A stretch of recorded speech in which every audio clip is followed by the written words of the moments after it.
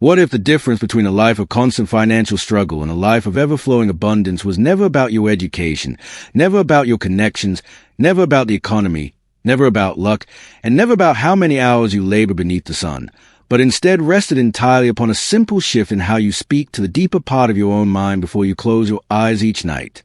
What if there exists within you, at this very moment, a hidden doorway to riches that requires no special talent to open, no rare opportunity to access, no external permission to walk through, but only a quiet conversation between your conscious desires and the infinite creative power that dwells in the depths of your subconscious mind?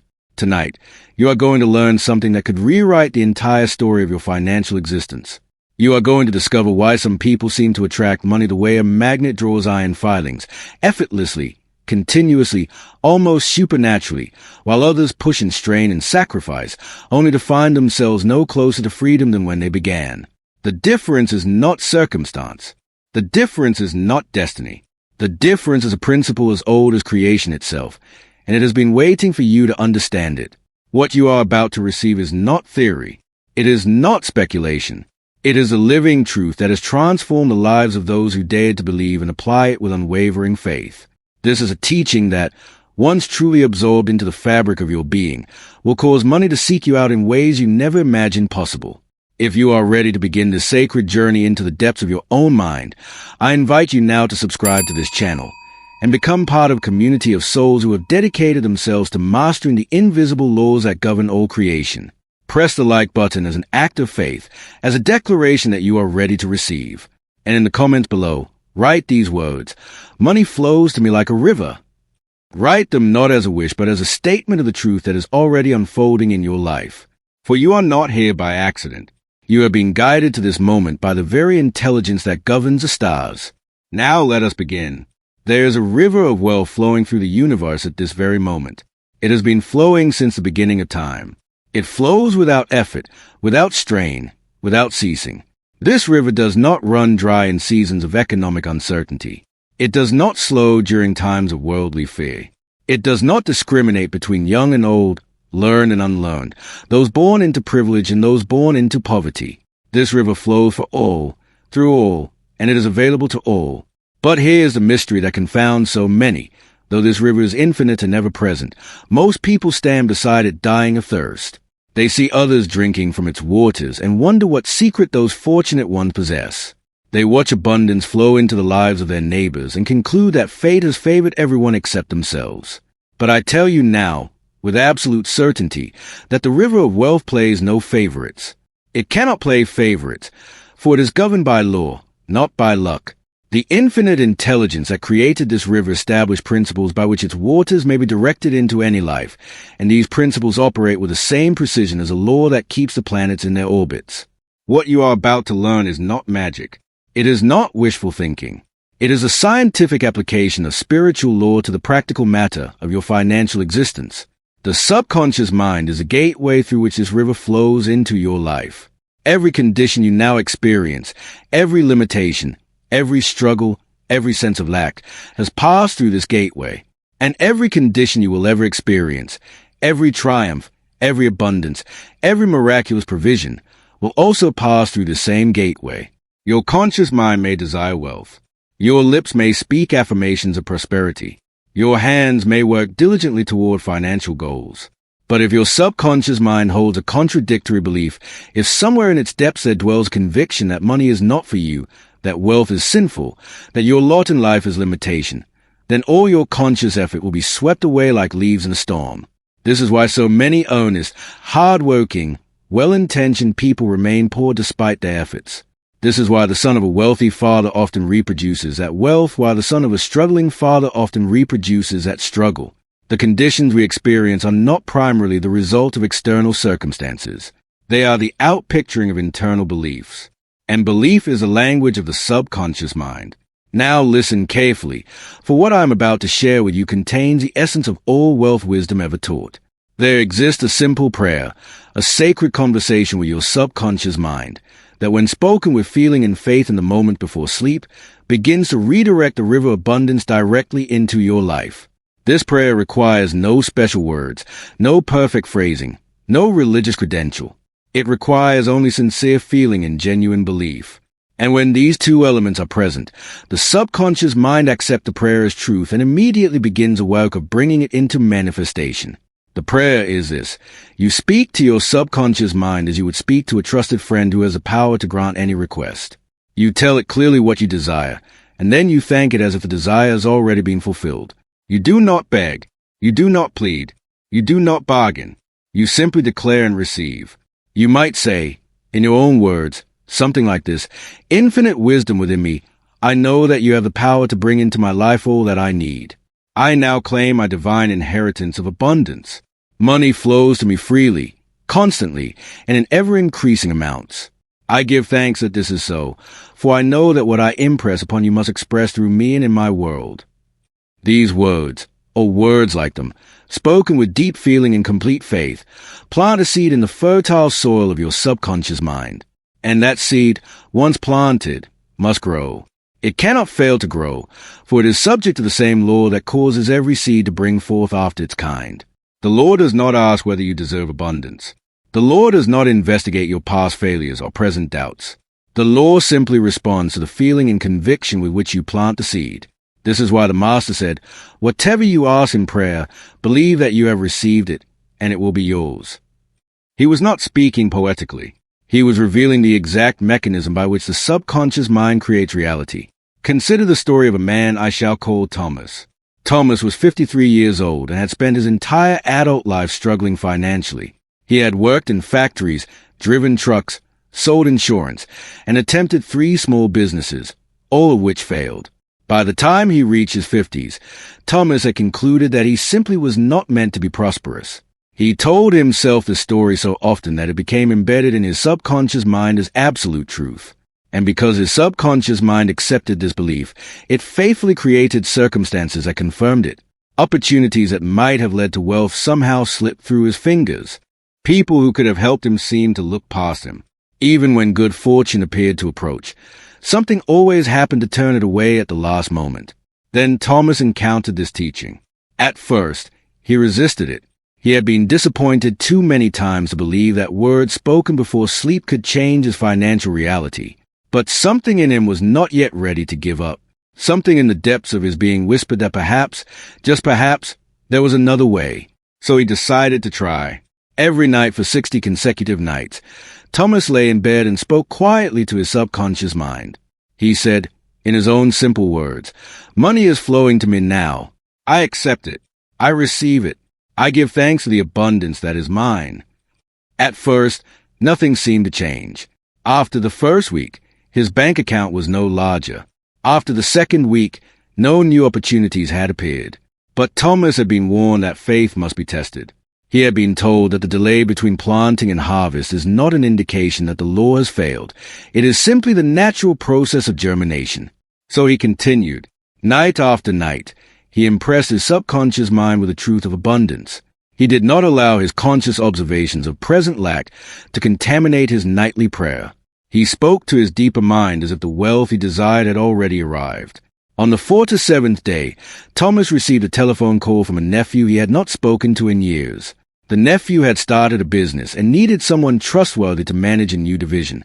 He thought of Thomas. Within 3 months, Thomas was earning more money than he had ever earned in his life. Within a year, he had been made a partner in the business.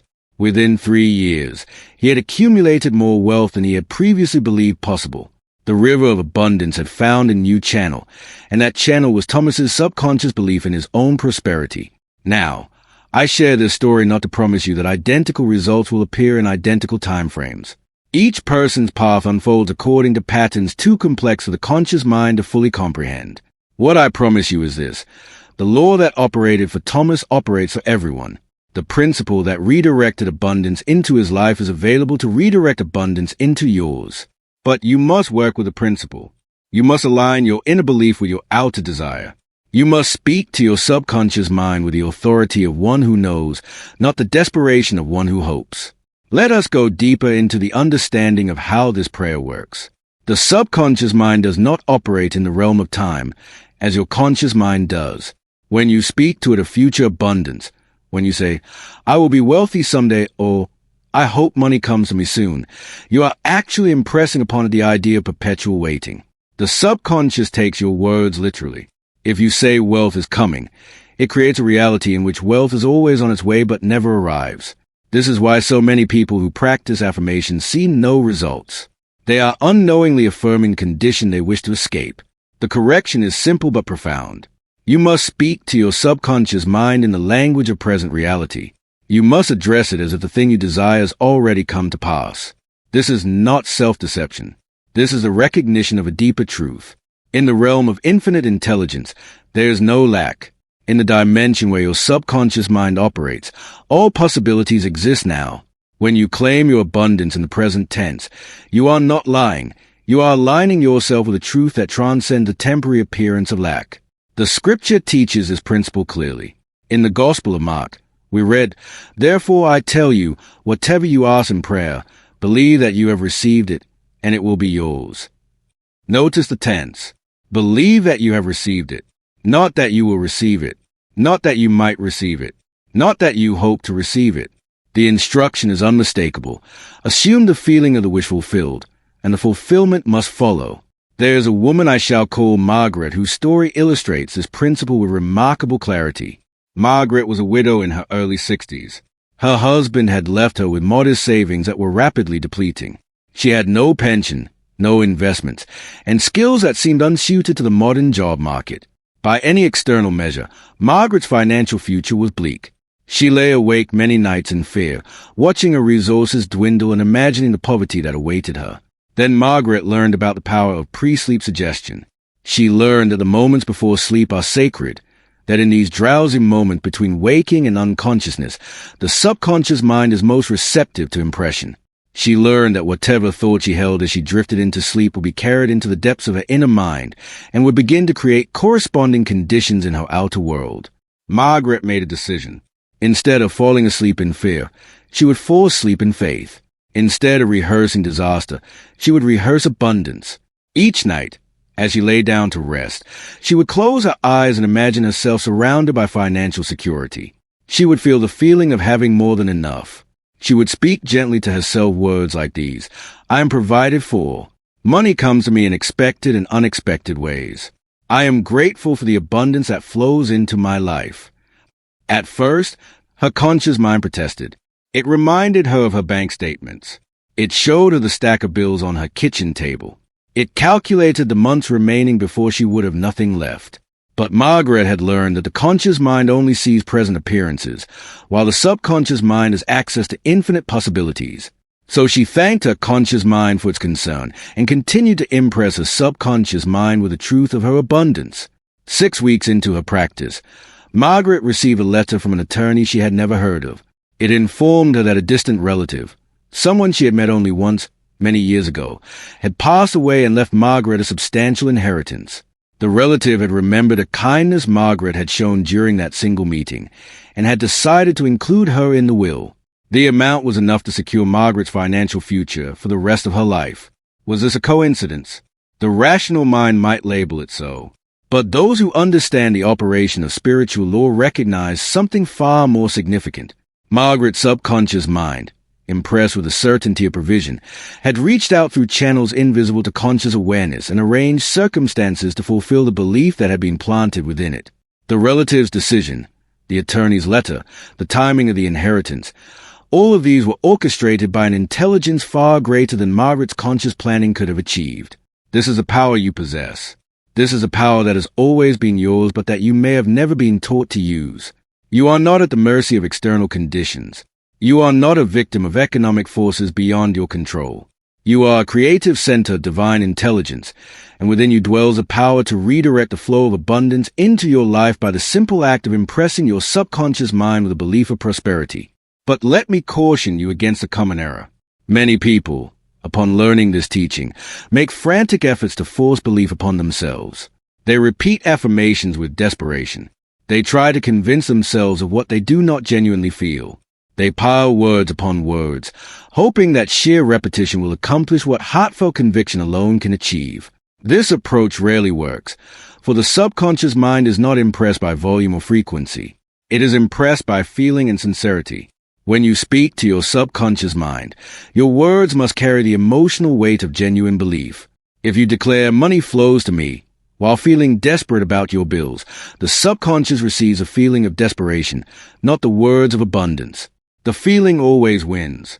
The emotional conviction you hold as you impress your subconscious mind is a true message being delivered, regardless of what words accompany it. This is why the drowsy state before sleep is so powerful for this work. In that state, the conscious mind with all its doubts and fears begins to relax its grip.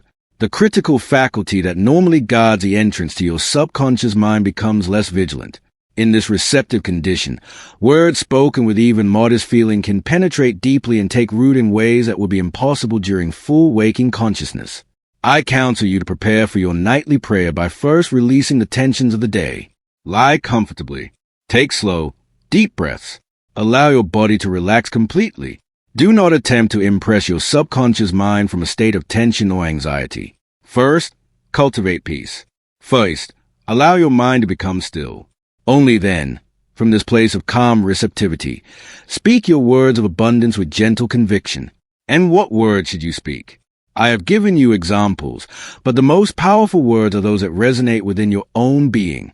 The subconscious mind does not respond to borrowed phrases that carry no personal meaning. It responds to words that stir your soul, that awaken your imagination, that make you feel the truth of what you are declaring. Some find power in simple statements. Money flows to me easily. Others prefer more elaborate visualizations in which they see themselves receiving, spending, sharing, and enjoying abundant wealth. The form matters less than the feeling. Find the words and images that make your heart believe, and use them. There is another principle that must be understood if your nightly prayer is to bear its full fruit. It is the principle of non-resistance. Many people pray for abundance at night and then spend their days fighting against lack. They worry about money. They resent those who have more than they do. They complain about economic conditions. They argue for their limitations, insisting to anyone who will listen that times are hard and opportunities are scarce. This daytime resistance cancels out the nighttime prayer. You cannot plant seeds of abundance in the evening and then uproot them every morning with thoughts of lack. The work of impressing the subconscious mind must be supported by a general mental attitude that is receptive to wealth rather than hostile to it. You need not pretend that challenges do not exist. You need not deny temporary appearances of lack. But you must refrain from giving those appearances the power of your emotional conviction. Observe them if you must, but do not worship them. Notice them, but do not meditate upon them. Give your deep attention not to what is but to what shall be. The book of Proverbs declares, "As a man thinketh in his heart, so is he." Notice it does not say, "As a man thinketh in his head." The heart, in scriptural symbolism, represents the subconscious mind, the feeling nature, the deep-seated belief. You may think consciously of wealth all day long, but if in your heart you believe yourself poor, then poverty shall remain your companion. The work of transformation must take place at the level of feeling, at the level of the heart, at the level of the subconscious. This is why true prayer is never a matter of begging an external deity for favors. True prayer is the alignment of your conscious desire with your subconscious belief. True prayer is the impression upon your deeper mind of the truth you wish to see expressed in your world. When these two come into agreement, when what you consciously want matches what you subconsciously believe, then the channels of abundance open wide, and the river of wealth begins to flow directly into your experience. Consider the case of a young man I shall call Daniel. Daniel had graduated from university with ambitions of becoming an entrepreneur. He had ideas, energy, and willingness to work. What he did not have was capital. Every venture he attempted to launch stalled for lack of funding. He approached investors and was rejected. He applied for loans and was denied. He asked family members for help, but they had little to spare. After 2 years of frustration, Daniel was on the verge of abandoning his dreams entirely. Then Daniel encountered this teaching about the creative power of the subconscious mind. He learned that his repeated experiences of rejection were not random misfortune, but the outpicturing of a deep belief that he was not worthy of financial support. He remembered messages from his childhood, a father who often said, "Money doesn't grow on trees," a mother who worried aloud about every expense, an atmosphere in which lack was expected and abundance was viewed with suspicion. These early impressions had sunk deep into Daniel's subconscious mind, and were now creating circumstances that confirmed them. Daniel began the work of reprogramming his inner belief. Every night before sleep, he visualized himself receiving the funding he needed. He saw investors writing checks with his name on them. He felt the handshake that sealed the deal. He heard the words, "We believe in your vision. Here is the capital you need." He did not visualize in a spirit of longing or hoping. He visualized in a spirit of certainty and gratitude, as if the investment had already been secured. During the day, Daniel practiced catching and correcting his negative thoughts about money. When the old voice whispered, "No one will invest in you," Daniel replied mentally, "The right investors are being guided to me now." When fear arose about his depleting savings, Daniel reminded himself, "I am provided for, and my good is on its way." He did not deny his current circumstances, but he refused to give them the power to define his future. 40 days into this practice, Daniel met a woman at a networking event. She happened to manage a venture capital fund that specialized in exactly the type of business Daniel wanted to create. She happened to be looking for precisely the kind of opportunity Daniel represented. She happened to have attended the event only because another meeting had been canceled at the last moment. When Daniel shared his vision with her, she felt an immediate resonance. Within 6 weeks, Daniel had received funding that exceeded what he had originally sought. His business launched successfully and within 3 years had grown beyond his most optimistic projections. Now, the skeptic might say that Daniel was simply lucky, that he happened to be in the right place at the right time. But those who understand the law of the subconscious mind recognize something far more powerful at work. Daniel's inner work created an invisible attraction that drew the right person into his orbit at the right moment. The subconscious mind, connected as it is to infinite intelligence, orchestrated circumstances that the conscious mind could never have planned. The woman's canceled meeting, her decision to attend the networking event, her specialization in Daniel's field, her availability to invest, all of these apparent coincidences were the subconscious mind's faithful response to Daniel's nightly impressions of success and abundance. This is a secret that the wealthy have always known, whether they articulated it in these terms or not.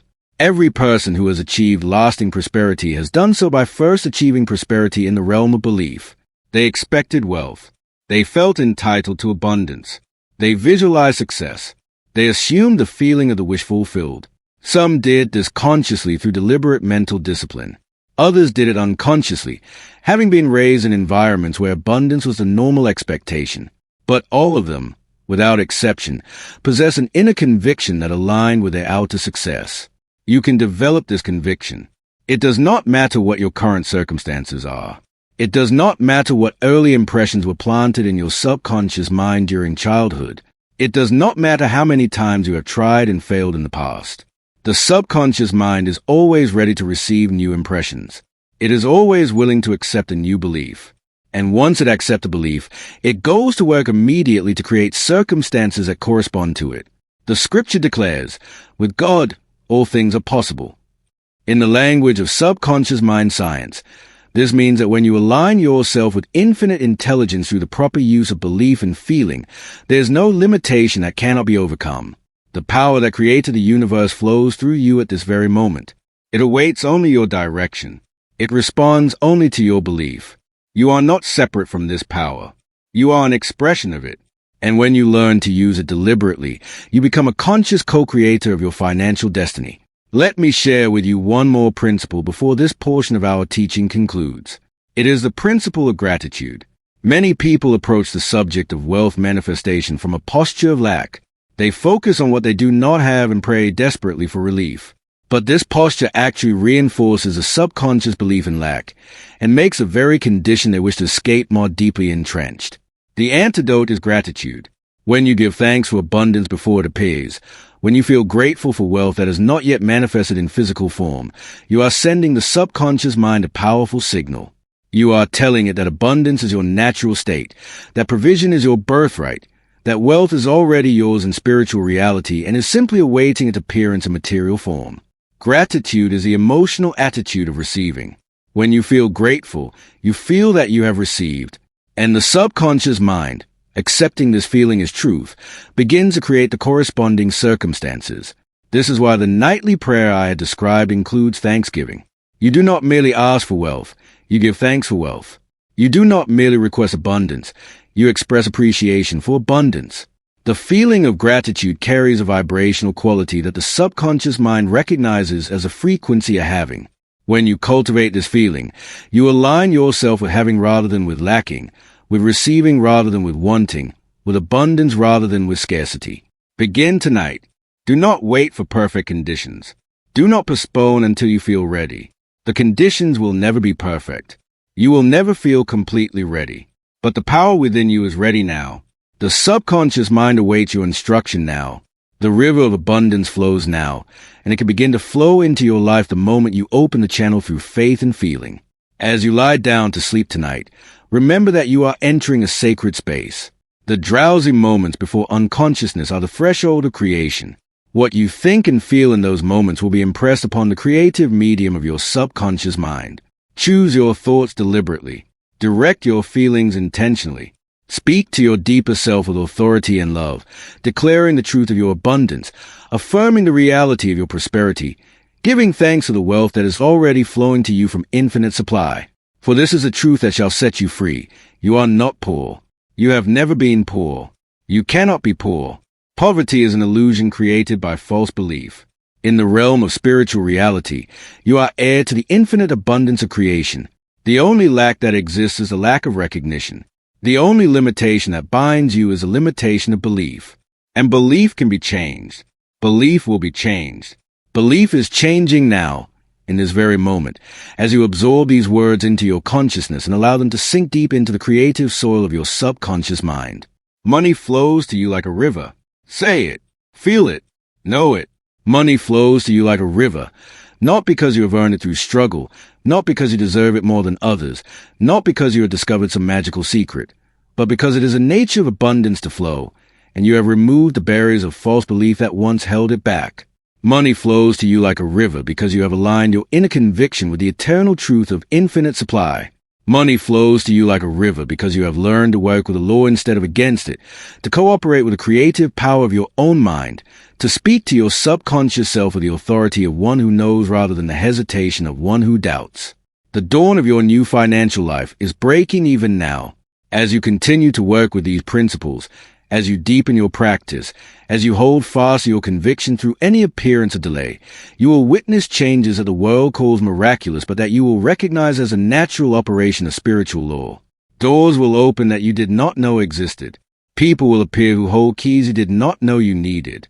Opportunities will arise that you could never have manufactured through conscious effort alone. And through it all, you will understand that you are not the architect of these blessings. You are their recipient. You are the grateful receiver of good that flows from a source infinitely larger than your individual mind. This is your inheritance. This is your birthright. This is the truth that has been waiting for you to discover it.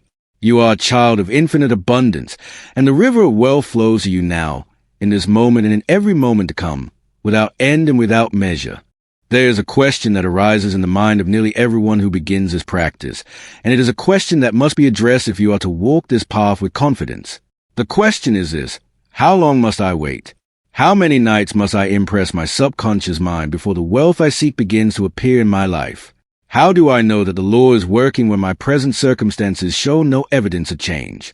This question emerges from the conscious mind's desire for certainty and control. The conscious mind operates in the realm of time and sequence. It wants to know precisely when effects will follow causes. It wants a schedule, a timeline, a guarantee. But the subconscious mind operates in a realm where time as you know it does not exist.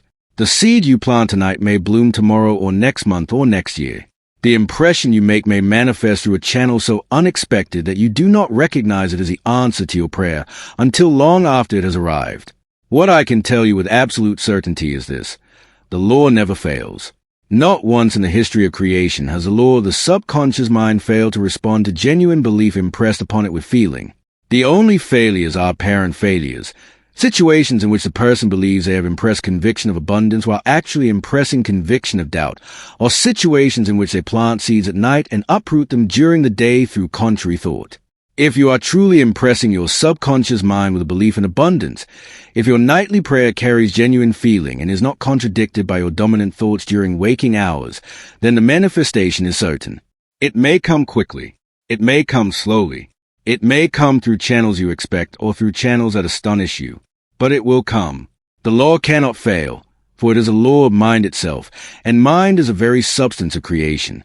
The scripture says, "Cast your bread upon the waters, for you will find it after many days." This is a poetic description of the principle we are discussing. When you cast your bread upon the waters, when you impress your subconscious mind with a belief in good, you cannot see immediately where that bread goes. The waters carry it beyond your conscious sight. But the promise is sure, you will find it after many days. It will return to you multiplied, increased, overflowing with blessing. Your task during the period of waiting is to maintain your faith. This is where most people fail. They pray for a week, see no results, and conclude that the method does not work. They impress their subconscious mind for a month, observe no external change, and abandon the practice in despair. They do not understand that the period of apparent delay is not evidence of failure but evidence of gestation. Every seed must germinate beneath the soil before it breaks through to the light. Every pregnancy must complete its term before the child can be born. Every impression upon the subconscious mind must develop in the invisible realm before it manifests in the visible world. The person who abandons their practice because results have not appeared is like the farmer who digs up his seeds every few days to see if they are growing. Such a farmer will never harvest a crop. The seeds must be left alone to do their work in the darkness. So too must your subconscious impressions be left alone to develop without the interference of doubt and impatience. Your role is to plant with faith and then to trust the Lord while living each day with peaceful expectancy. I recall the story of a woman I shall call Eleanor. Eleanor was a school teacher who had taught for 25 years at modest wages. She had no savings to speak of and lived from paycheck to paycheck. As she approached the age of retirement, she realized with growing alarm that she had made no provision for her later years. The small pension she would receive was insufficient to maintain even her simple lifestyle. Fear began to visit her nightly as she contemplated the poverty that seemed to await her.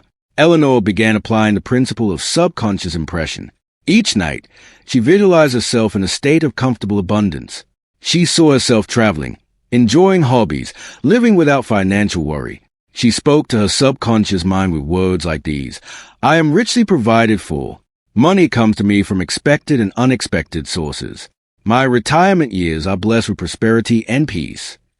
She felt the feeling of security as she drifted into sleep. For 6 months, nothing changed. Eleanor continued teaching. Her paycheck remained the same. No unexpected windfall appeared. Her conscious mind frequently urged her to give up this foolish exercise and face the hard reality of her situation. But Eleanor had understood something essential. The feeling of faith is not dependent upon external evidence. Faith, by definition, is a conviction of things not yet seen. If she could only believe when evidence appeared, her belief would be useless, for by that time there would be nothing left to believe for. So Eleanor continued. Night after night, she impressed her subconscious mind. Day after day, she refused to accept the appearance of limitation as a final truth about her life. She did not deny her present circumstances, but she declined to worship them. She acknowledged where she was while holding fast to the vision of where she was going. In the 8th month of her practice, Eleanor received a notice from the district office.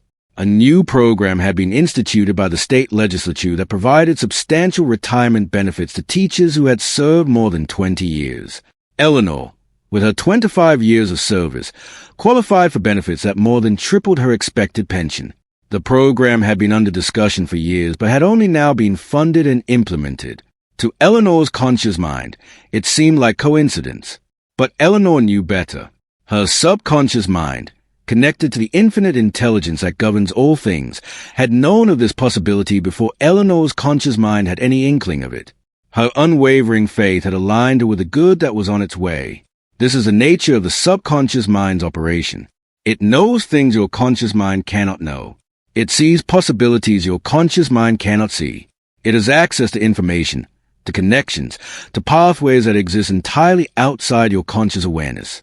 When you impress it with a belief, you are not merely programming a mental computer.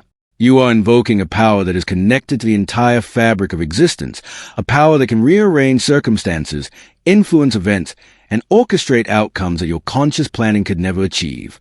The book of Isaiah contains a remarkable promise. I will go before you and make the crooked places straight. I will break in pieces the gates of bronze and cut the bars of iron. I will give you the treasures of darkness and hidden riches of secret places. This is the voice of the infinite speaking to the individual consciousness. It promises to go before you, to prepare the way before you arrive. It promises to straighten crooked paths, to remove obstacles you have not yet encountered. It promises treasures of darkness, wealth hidden in places your conscious mind knows nothing about. This is precisely what the subconscious mind does when properly impressed with faith. Now let me address a concern that troubles many who approach this teaching. They ask, is it spiritual to seek wealth? Is it not more holy to be content with little? Does a desire for money not indicate materialism and greed? These questions arise from a profound misunderstanding of the nature of abundance and its relationship to spiritual truth. The infinite intelligence that created the universe did not create it in a spirit of scarcity. Look at creation, and what do you see? Billions of stars, countless grains of sand, more leaves on the trees than could ever be counted, more fish in the sea than could ever be numbered. The nature of the creative power is abundance, overflow, more than enough. Scarcity is not a divine principle. It is a human invention arising from false belief. When you align yourself with abundance, you are not departing from spiritual truth. You are embracing it. When you claim prosperity as your birthright, you are not being greedy. You are recognizing the nature of the infinite source from which all wealth flows. The scripture says, "It is your Father's good pleasure to give you the kingdom." The kingdom includes all good, health, happiness, love, peace, and yes, material abundance. The divine will is for you to have plenty, not to struggle in poverty. What matters is not whether you have wealth, but what dwells in your heart as you pursue it. If you seek money to hoard it, to worship it, to use it as a weapon against others, then your seeking is corrupt regardless of whether you succeed. But if you seek abundance that you might live more fully, give more generously, express more creatively, and bless more widely, then your seeking is aligned with the highest spiritual purpose. Money is a tool. Like all tools, it serves the intention of the one who wields it. In the hands of a person with a generous heart, wealth becomes a blessing that ripples outward to touch countless lives. So release any guilt you may feel about desiring prosperity. Release any belief that spiritual people must be poor. Release any subconscious conviction that God wants you to struggle. These ideas are not divine truth. They are human distortions that have kept countless sincere seekers locked in unnecessary limitation. The truth is that the infinite wants you to prosper. The truth is that abundance is your natural state. The truth is that when you align your belief with prosperity, you are cooperating with the creative intention of the universe itself. There is a man whose story I wish to share, a man I shall call Robert. Robert was raised in a religious tradition that emphasized poverty as a virtue. He was taught that money was the root of all evil, that wealthy people were spiritually corrupt, that the path to holiness lay through material renunciation. These teachings sank deep into Robert's subconscious mind, and for most of his adult life, he unconsciously sabotaged every opportunity that might have led to significant wealth. Robert worked hard. He was intelligent and capable. Opportunities came to him regularly. But somehow, at the critical moment, something always went wrong. He would be offered a promotion and find a reason to decline it. He would identify a profitable investment and hesitate until the opportunity passed. He would start a promising business and then make decisions that ensured its failure. His conscious mind could not understand why success always eluded him. His friends could not understand why such a talented person remained perpetually stuck. Then Robert began to examine the beliefs that had been planted in his subconscious during childhood. He realized that at the deepest level, he believed wealth was incompatible with goodness. He believed that if he became rich, he would somehow become corrupt. He believed that God approved of him only so long as he remained poor. These beliefs, operating beneath conscious awareness, had been steering every decision toward outcomes that kept him safely in limitation. Robert began the work of replacing these false beliefs with truth. Each night, he impressed upon his subconscious mind not only the reality of abundance, but also its spiritual legitimacy. He would say, "It is right for me to prosper. It is good for me to have plenty. God wants me to succeed. My wealth blesses me and everyone it touches." He meditated on scriptural passages that affirmed divine abundance. He reminded himself that the same power that created infinite galaxies surely did not intend for him to count pennies in fear. The transformation was not immediate. Beliefs that have been held for decades do not dissolve overnight. But gradually, Robert noticed changes in his thoughts and feelings about money. The old guilt began to fade. The old fear began to lift. He found himself responding differently to opportunities, with openness instead of resistance, with enthusiasm instead of suspicion. Within 2 years, Robert's income had increased substantially. More importantly, his relationship with money had been healed. He no longer feared wealth or associated it with corruption. He earned abundantly, gave generously, and lived with a sense of prosperous peace that had previously been impossible for him. The subconscious beliefs that had sabotaged him for decades had been replaced with beliefs that supported his flourishing. I share Robert's story because many who listen to this teaching carry similar hidden beliefs. Perhaps you were told that money is dirty or dangerous. Perhaps you absorbed the idea that wanting more than you have is sinful.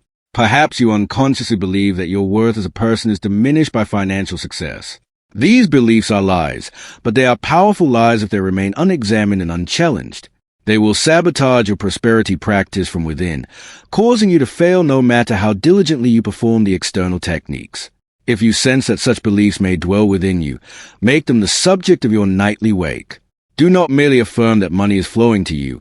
Affirm that it is right for money to flow to you. Do not merely visualize abundance. Visualize yourself enjoying that abundance without guilt, celebrating it without shame, sharing it without apology. The subconscious mind must be cleared of false beliefs about the nature of wealth before it can fully accept and manifest true prosperity. Let me now speak of another principle essential to this wake. It is the principle of specificity. Many people pray for abundance in general terms.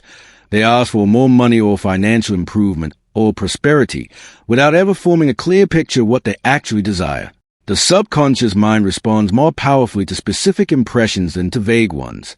A clear, detailed vision of the outcome you seek is far more effective than a fuzzy notion of wanting things to get better.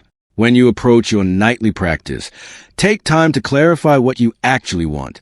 What does financial abundance look like in your specific life?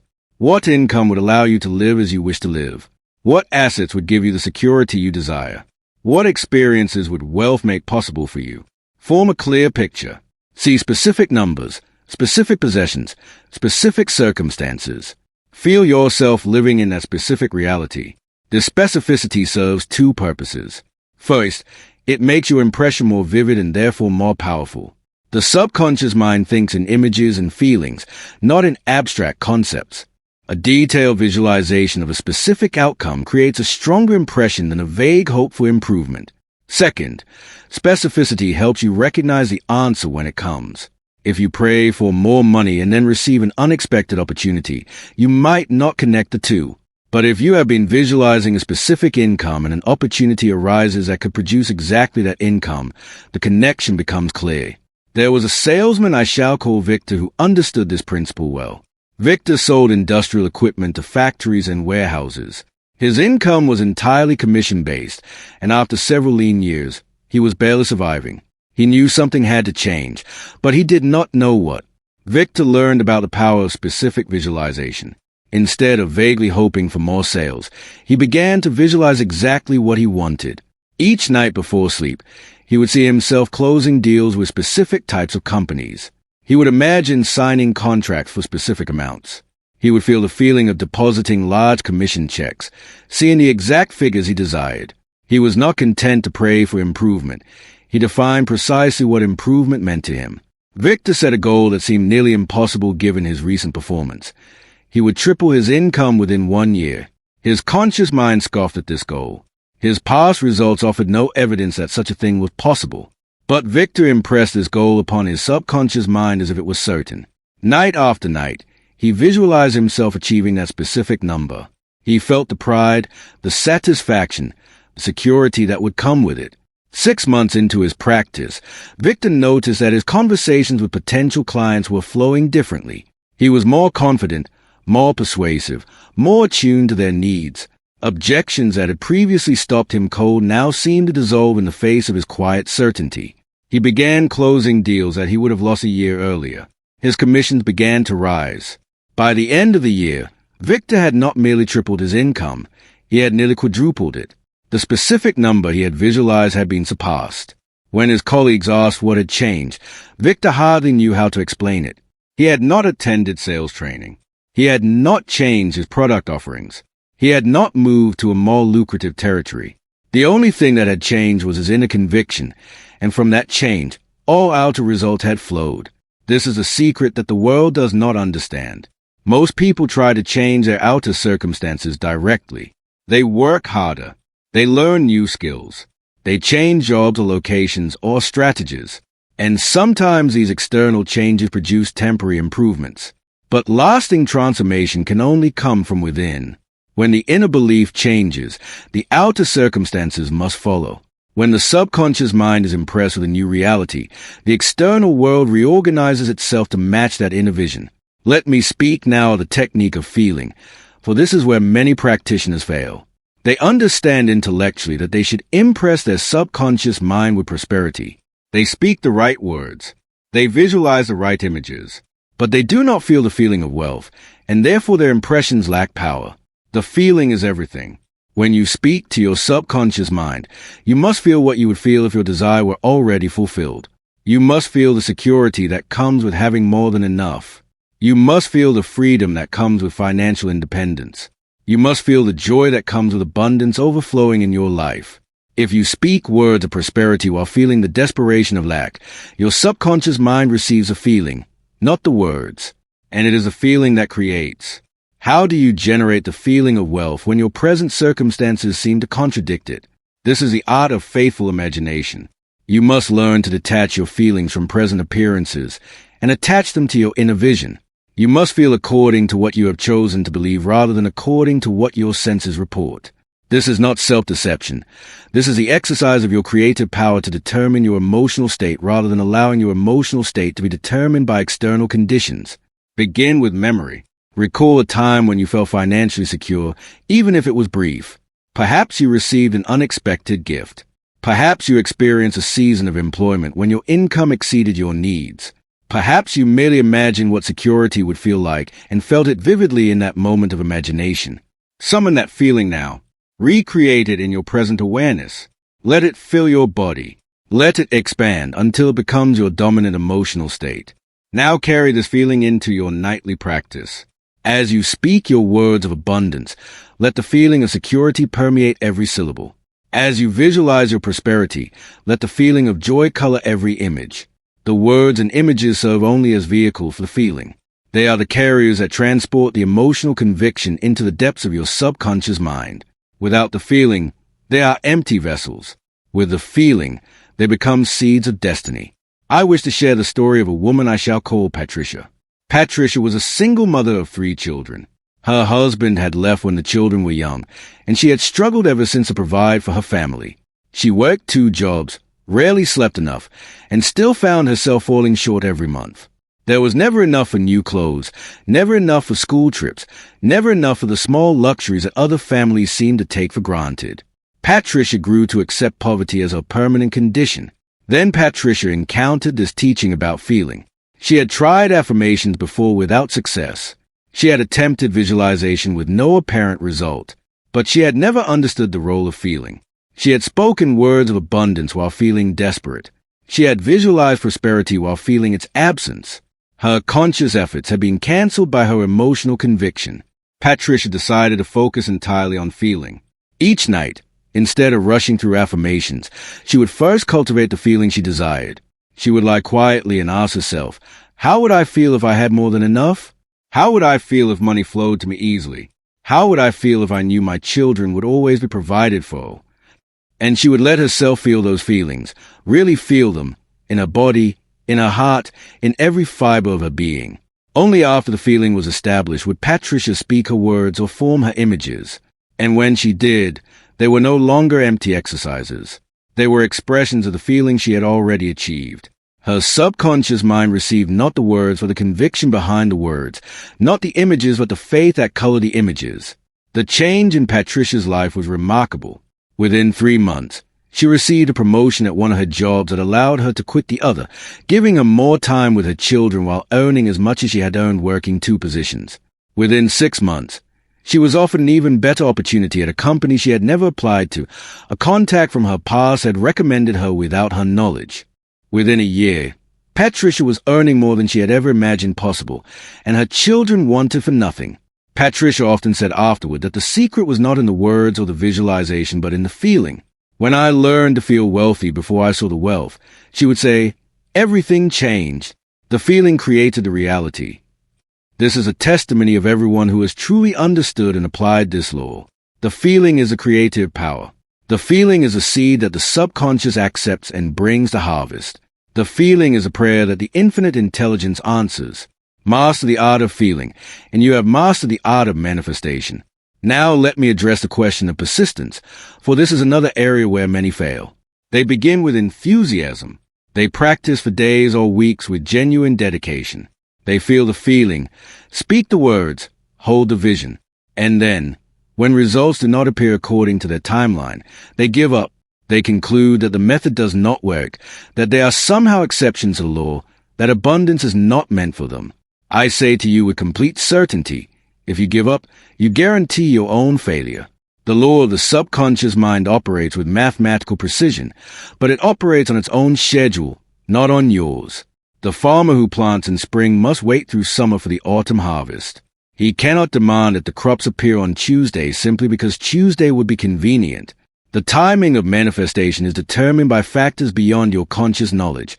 The depth of your impression, the complexity of the circumstances that must be arranged, the readiness of all the elements that must come together. Your only job is to persist.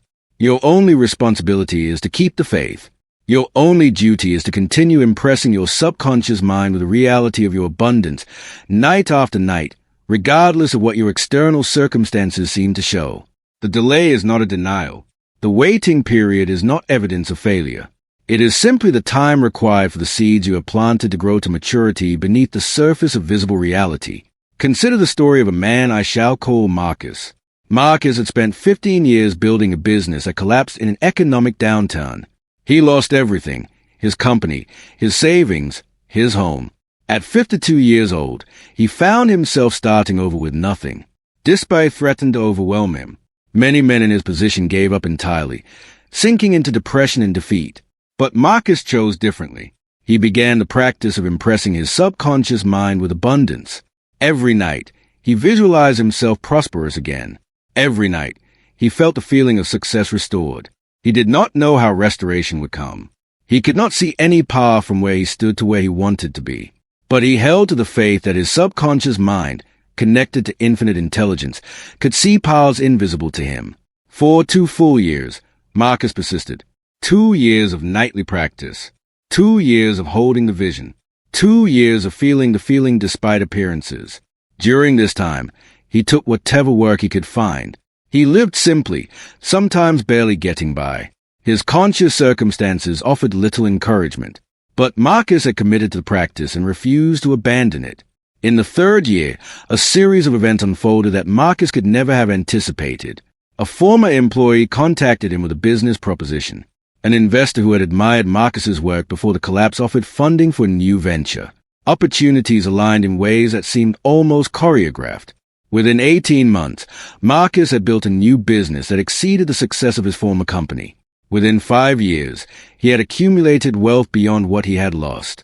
When Marcus reflected on his journey, he was convinced that his persistent subconscious work had been the decisive factor. He had kept the faith when faith seemed foolish. He had maintained the vision when vision seemed delusional. He had felt the feeling of success when every external indicator pointed to failure. And the subconscious mind, receiving these persistent impressions, had eventually produced circumstances that matched them. This is a testimony of the persistent. The law never fails those who persist. It may test your patience. It may stretch your faith. It may seem to ignore your practice for months or even years. But if you continue to impress your subconscious mind with genuine conviction, if you refuse to let appearances discourage you, if you hold to your vision with unwavering determination, the manifestation must eventually come. It is law. Let me now speak about what the scripture calls receiving. Mark 11 verse 24 declares, "Whatever you ask in prayer, believe that you have received it, and it will be yours." The operative word here is received. Not will receive. Not hope to receive. Not might receive if conditions are favorable. The instruction is to believe that you have received. Past tense, completed action, done deal. This is the essence of the mental attitude that opens the floodgates of abundance. You must assume the consciousness of already having what you desire. You must adopt the mental and emotional posture of one who has already received the gift. This is what is meant by entering into the reality of your desire. You do not pray for wealth as a distant hope. You accept wealth as a present fact. This may seem like a paradox to the rational mind. How can you believe you have received something that has not yet appeared? How can you feel wealthy when your bank account is empty? The answer lies in understanding the relationship between inner and outer reality. The outer world is a world of effects. The inner world is a world of causes. What appears in the outer world is always a reflection of what has first been established in the inner world. By establishing wealth in your inner consciousness, by believing you have received it, you set in motion the causes that must eventually produce the corresponding effects in your outer experience. This is not self-deception. This is creative faith. You are not denying present appearances. You are refusing to be limited by them. You are not pretending that lack does not exist. You are recognizing that lack is temporary and subject to change through the operation of mental law. You are claiming your spiritual inheritance and trusting that the physical manifestation must follow in due time. The psalm declares, "The Lord is my shepherd, I shall not want." Notice the absolute nature of this statement. Not "I might not want," or "I probably won't want," or "I hope not to want." The declaration is unconditional. I shall not want. This is a consciousness of one who has fully accepted divine provision. This is a mental posture that opens the channels of abundance. Make this declaration your own. Feel its truth in your bones. Accept that you shall not want, for all that you need flows to you from an infinite source that can never run dry. There is another woman whose story illustrates this principle beautifully. I shall call her Sylvia. Sylvia was an artist who had struggled for years to make a living from her work. She had talent. Everyone who saw her paintings acknowledged it. But talent alone had not translated into financial success. She sold occasionally but not consistently. She scraped by on sporadic commissions and part-time work unrelated to her art. Her dream was to live entirely from her creative work, but it seemed impossibly distant. Sylvia learned the principle of receiving and decided to apply it. Instead of hoping that one day she might succeed as an artist, she began to accept that she had already succeeded. In her nightly practice, she would feel the feeling of being a prosperous, successful artist. She would see herself in a spacious studio, surrounded by her work, receiving inquiries from collectors and galleries. She would feel the satisfaction of having realized a dream. During the day, Sylvia practiced carrying this consciousness with her. When fear arose about money, she would remind herself, I am a successful artist. The world is discovering my work. Abundance flows to me through my creativity. She did not know how this would come to pass. She only knew that she was no longer willing to accept the consciousness of struggle. The changes came gradually but unmistakably. A gallery owner who had previously shown no interest contacted her about an exhibition. A magazine featured her work unexpectedly. A wealthy collector discovered her through the magazine and began purchasing her paintings regularly. Each success led to another. Within 2 years, Sylvia was earning more from her art than she had ever earned from any other work. Her studio was precisely as she had visualized it. Her life was precisely as she had felt it would be. Sylvia's story demonstrates that the object of your prosperity is not limited to conventional employment or business. The subconscious mind can bring abundance through whatever channel is appropriate to your nature and your gifts. Your task is not to figure out how the wealth will come.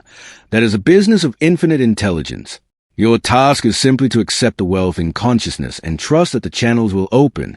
Let me now speak about the importance of gratitude, for this is a practice that accelerates manifestation like nothing else.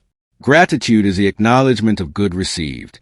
When you feel grateful, you are sending a powerful signal to your subconscious mind that you are already in receipt of blessings. This signal strengthens a conviction of receiving and hastens the appearance of additional good in your life. Make gratitude a regular part of your nightly practice. Before you begin your impressions of future abundance, spend a few moments feeling genuinely grateful for the abundance you already have. Even if your circumstances seem difficult, there's always something for which to be thankful. You are alive. You have breath in your lungs.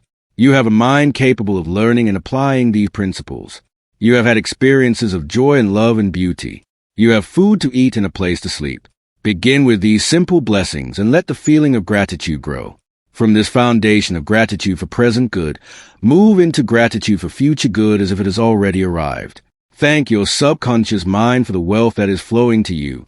Thank infinite intelligence for the opportunities that are being orchestrated on your behalf. Thank the creative law for the abundance that is even now taking shape in the invisible realm, and will soon appear in your visible experience. This practice of thankfulness keeps your consciousness tuned to the frequency of receiving. It maintains your awareness of good. It prevents the mind from dwelling on lack and limitation. And it sends a continuous message to your subconscious that you are a prosperous person for whom abundance is natural and expected. The scripture says, "In everything give thanks, for this is the will of God concerning you." This is not merely moral instruction. It is practical wisdom for manifestation. The act of giving thanks aligns you with a creative power. It opens your heart to receive. It positions you to recognize and accept the good that is constantly flowing toward you. As we approach the completion of this portion of our teaching, I want to remind you of the essential truth that underlies everything we have discussed. You are not separate from the source of all abundance. You are an expression of it. The infinite intelligence that creates and sustains the universe flows through you at every moment. You are not a beggar seeking favors from a distant deity. You are a child of the infinite, heir to all its riches, entitled to claim your inheritance by the simple act of believing. The wealthy consciousness is not something you must earn or deserve. It is your birthright. You were born to prosper.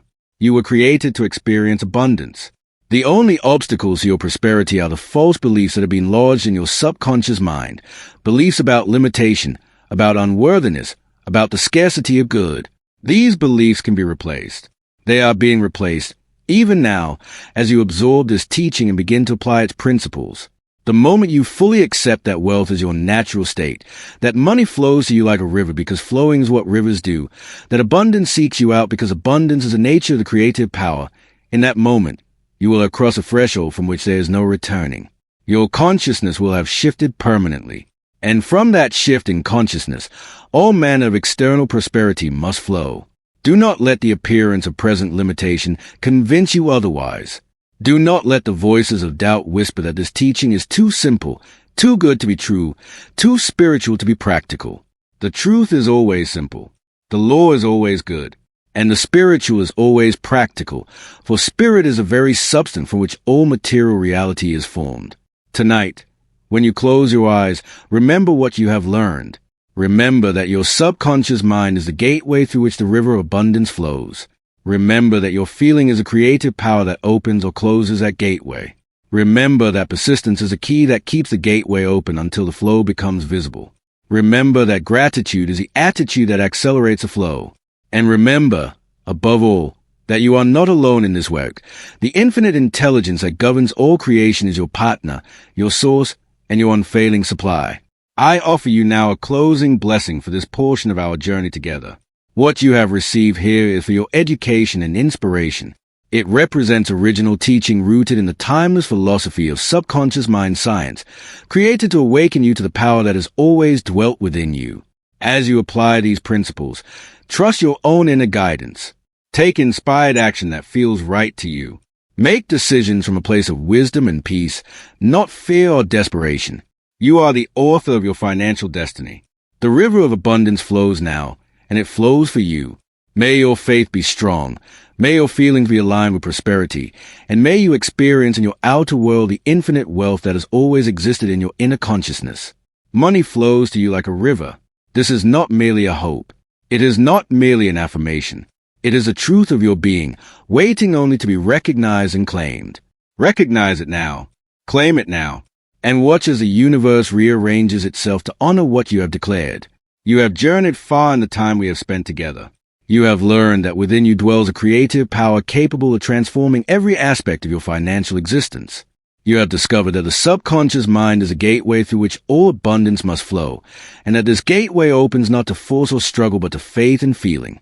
You have been given the essential technique, the nightly impression of prosperity upon your deeper mind, spoken with conviction, felt with certainty, maintained with persistence until the invisible becomes visible. Now, as we approach the completion of this teaching, I wish to seal within your consciousness the truths that will sustain you on the path ahead. The journey you are beginning is not a journey to somewhere new. It is a journey home. Abundance is not a foreign land you must discover. It is your native country from which you have been temporarily exiled by false belief. Every step you take in consciousness toward prosperity is a step toward remembering who you have always been. You are not becoming wealthy. You are awakening to the wealth that has always been your inheritance. The river of abundance has always flowed. You are simply learning to remove the barriers that have kept its waters from reaching you. This understanding changes everything about how you approach the wake. You are not begging for something that might be withheld. You are not hoping for a gift that may or may not be given.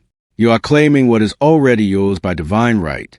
The infinite intelligence that created you did not create you for poverty. The power that formed the galaxies and set the stars in their courses did not intend for you to struggle and strain for daily bread.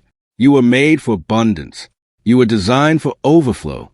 Every cell of your being resonates with a frequency of plenty when that frequency is not disrupted by thoughts of lack. The scripture declares, "My God shall supply all your need according to his riches in glory."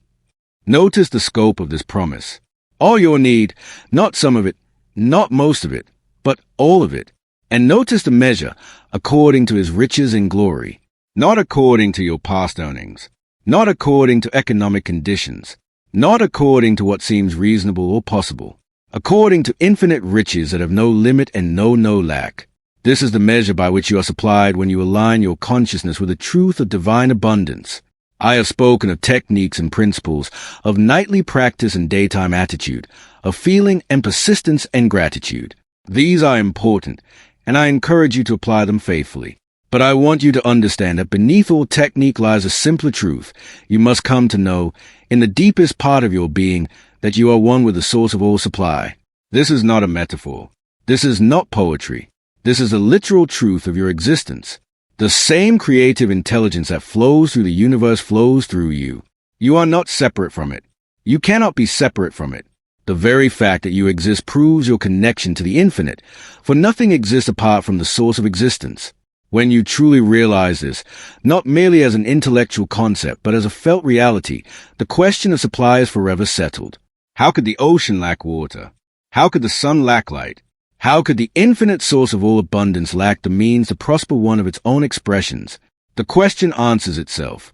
You are an expression of infinite abundance. Therefore, abundance is your nature. Therefore, prosperity is your birthright. Therefore, money flows to you like a river because you have removed the belief that dams its current. Let me share one final story before we part. There was a man I shall call Samuel. Samuel had lived his entire life with a sense of financial anxiety. Even when he had money, he feared losing it. Even when his needs were met, he worried about future lack. This anxiety colored every decision, every relationship, every moment of his existence. He could not enjoy what he had because he was always anticipating what he might lose. Samuel learned the principles we have discussed and began to apply them. But more than the techniques, Samuel absorbed the deeper truth, that he was one with an infinite source that could never be depleted. He began to meditate not on money itself, but on his relationship with the source of all supply. He would sit quietly and feel his connection to the creative power that sustains all life. He would remind himself that this power was not outside him, granting or withholding favors according to some mysterious whim, but within him, as him, expressing through him constantly.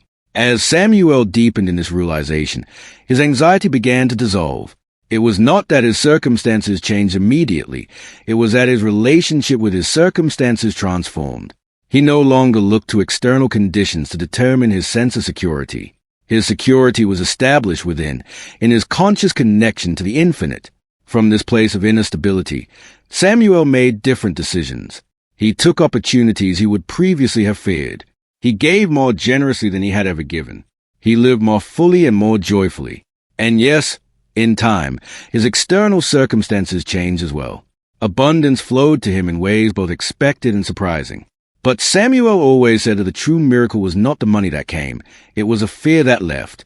He had discovered a prosperity that no market crash could threaten, no economic downturn could diminish, no external circumstance could touch.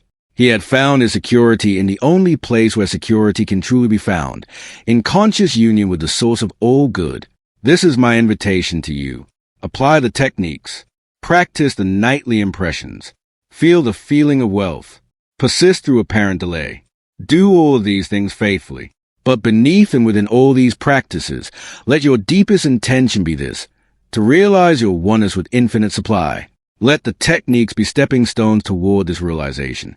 Let the manifestation of money be a sign pointing toward this truth.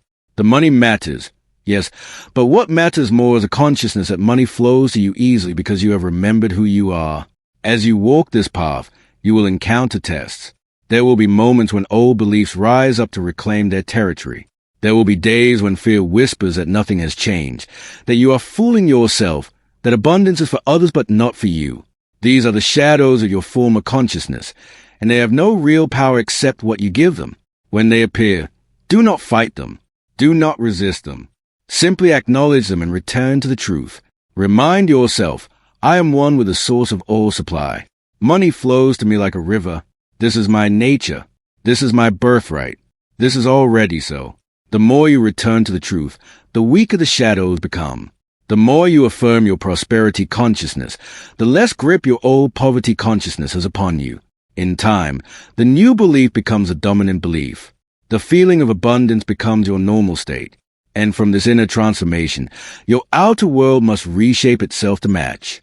I want to speak a word about action before we close. Some who hear this teaching make the error of believing that inner work replaces outer effort. They think that if they simply visualize and feel correctly, money will appear without any practical engagement with the world. This is a misunderstanding. The subconscious mind works through you and through the natural channels of life. It brings opportunities, but you must act upon them. It opens doors, but you must walk through them. It guides you toward right action, but you must take that action. The difference is that action taken from prosperity consciousness produces different results than action taken from a scarcity consciousness. When you work from a place of inner abundance, you work with confidence. You make decisions from wisdom rather than fear. You attract different responses from others because you carry a different energy. Your efforts are multiplied because they are aligned with the creative flow of the universe. The action is still necessary, but the action becomes joyful, effective, and aligned with your highest good. Trust your inner guidance to direct your outer action. As you practice these principles, you will find that ideas come to you, impulses arise, opportunities present themselves. Follow these inner promptings. They are the subconscious mind's way of leading you toward the manifestation of your desires. Do not demand that the guidance tell you the whole path at once. Take the step you are shown, and the next step will become visible. Walk in faith, and the way will unfold before you. The teaching you have received is offered to you for your education and inspiration. It represents original wisdom drawn from the eternal well of subconscious mind philosophy, created to serve your awakening and your flourishing. These principles have transformed countless lives when applied with sincerity and persistence. Many have experienced profound financial breakthroughs through the faithful application of these truths. Those who are committed to this path have often discovered that their relationship with money and with life itself has been fundamentally and beautifully changed. As you apply what you have learned, remember that you are the author of your own experience. Use personal discernment in all your decisions. Take inspired action that aligns with your own wisdom and circumstances. The principles are universal, but their application is personal.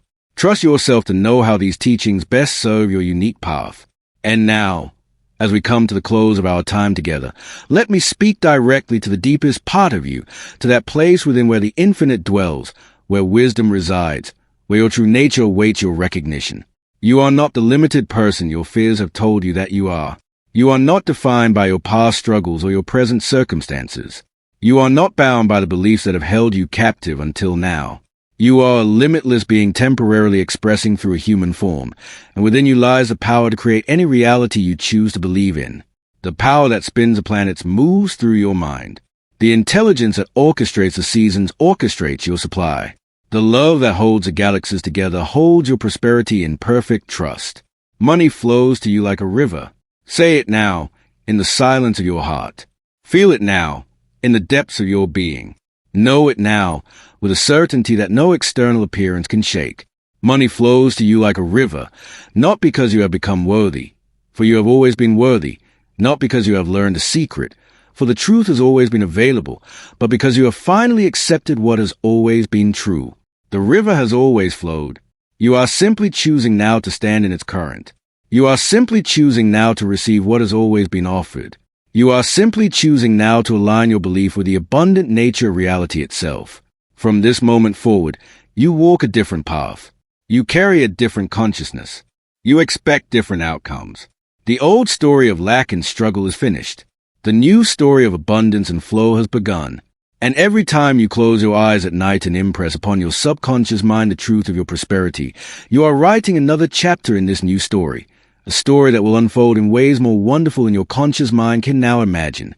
I leave you with the blessing of the ancients, spoken over all who dare to claim their divine inheritance. May your eyes be open to see the abundance that surrounds you. May your heart be open to receive the good that flows toward you. May your mind be renewed with the truth of your infinite worth. May your path be cleared of every obstacle that has blocked your prosperity. And may you live all the days of your life in the conscious awareness that you are one with the source of all supply, forever provided for, eternally blessed, abundantly loved. The river flows. The river has always flowed. And now, at last, it flows to you. Go in peace. Go in faith. Go in the absolute certainty that what you have heard is true, that what you have learned will work, and that what you have claimed is already yours. Money flows to you like a river, now and always, without end.